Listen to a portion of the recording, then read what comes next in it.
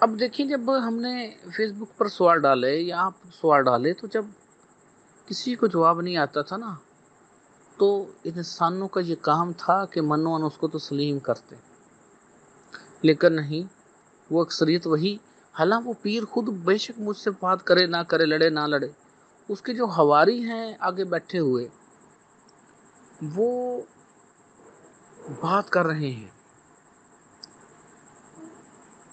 وہ لڑ رہے ہیں اپنے اس مرشد کے لیے، حالانکہ سوال ایک کا بھی جواب نہیں آتا۔ تو یہ ذمہ داری ہے ہماری، اس جہالت سے نکالنا ان لوگوں کو۔ یہ کوئی چھوٹا ٹاسک نہیں ہے، یہ بہت بڑا ٹاسک ہے۔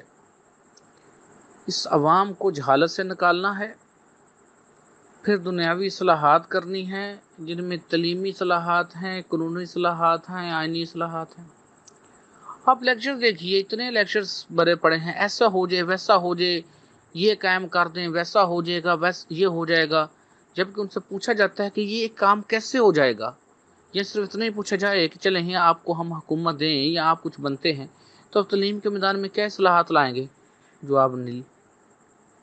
کیوں نیل؟ کہ ان کے پاس خود نہیں پتا ان کو۔ اور یقین مانیے، دادا حضور کے یہ الفاظ آج بھی میرے کانوں میں گونجتے ہیں اور درست گونجتے ہیں۔ آپ جناب فرمایا کرتے تھے کہ اس انسان کو صحیح تبلیغ کرنی چاہیے جو اس نور سے منور ہو۔ یہاں کیا ہوا کہ اس نور سے منور ہوئے بغیر، آپ صلی اللہ علیہ وسلم کی طرز فکر اپنائے بغیر، وہ شعور لیے بغیر، ہر بندہ تبلیغ پہ لگا ہوا ہے۔ جب کوئی بات کریں تو لڑنے مرنے پہ تیار ہیں، اور تبلیغیں بھی کیا ہیں؟ فلاں کافر، فلاں کافر، وہ کافر، یہ کافر، ہم سچے، وہ غلط۔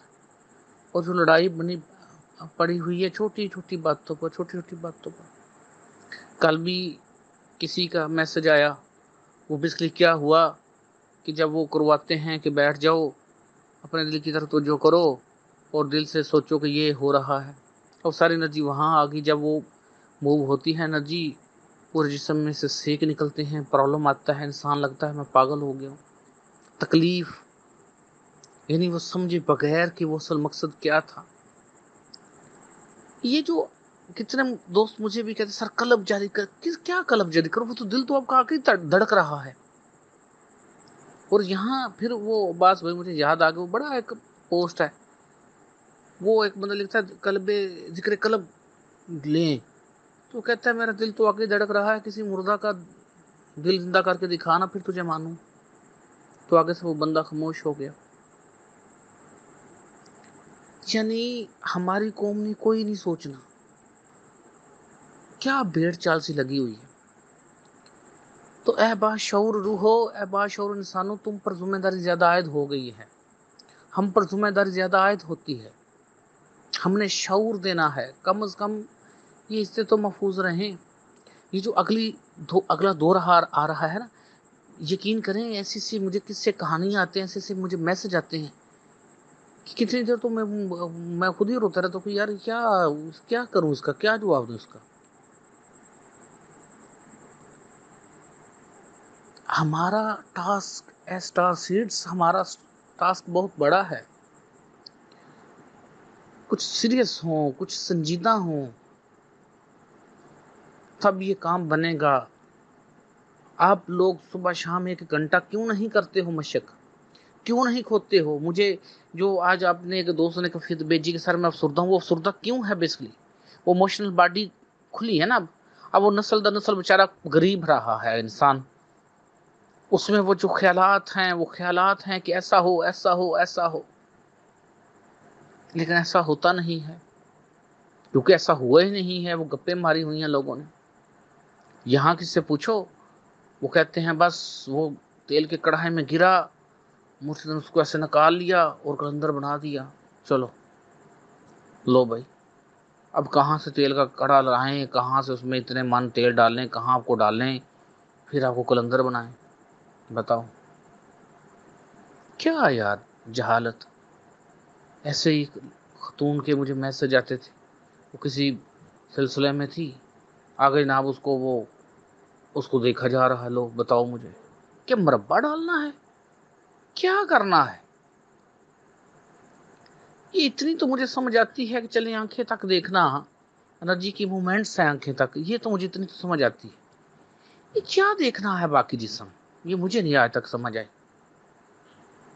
اور یقین کریں میں نے یہ دیکھا ہے روحانی طور پر جو صحیح روحانی بندے ہوتے ہیں